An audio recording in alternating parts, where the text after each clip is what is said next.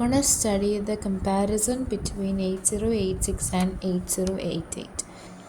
So when we look into data and address bus, we should know that 8086 have 16-bit data bus and 20-bit address bus. But when we look into 8088, we can see that there is only 8-bit data bus with internal 16-bit processing capability and 20-bit address bus. So it have 8-bit database, but when we look into internal side, that internal it will be having 16-bit processing capability, and it is capable of processing 16-bit.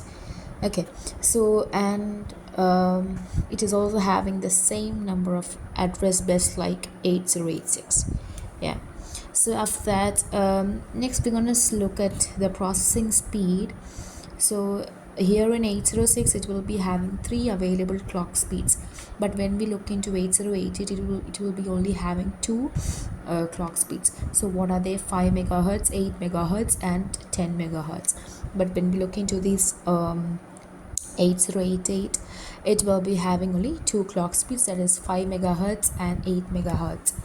Then the signal type that is here it's memory control pin, that is memory is taken as bar and I0 is taken as not bar, so M bar or I0, and in 808 it will be complemented, that is M or I0 bar.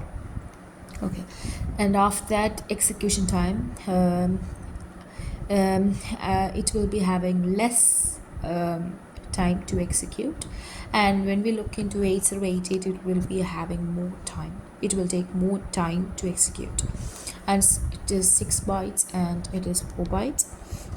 After that, it has BHE signal, and here in 8088 there is no meaning in BHE signal.